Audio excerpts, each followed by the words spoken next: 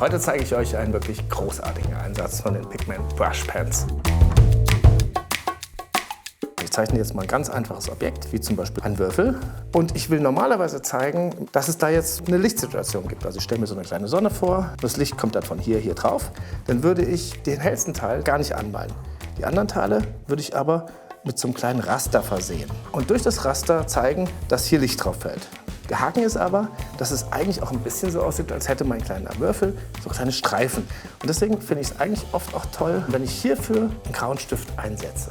Ich nehme so ein helles Grau und jetzt lasse ich wieder das Hellste einfach frei. Und dann würde ich alles andere hiermit anmalen und kann dann entweder mit demselben Stift, wenn es getrocknet ist, oder sogar mit ein bisschen dunkleren Stift hier weitermalen. Und ihr seht, wie schön natürlich das aussieht.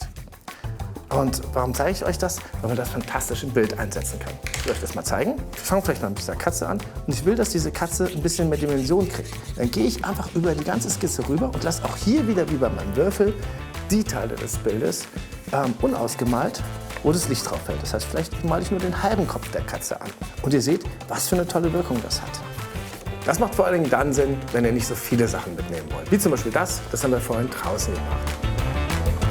Wie man sieht, ist das nämlich ein total cooler Effekt mit diesen Stiften, dass man so schnell auch so Graustufen setzen kann. Und dadurch kann man Kontraste erzeugen und Dinge in den Vordergrund bringen, die vorher nicht da waren.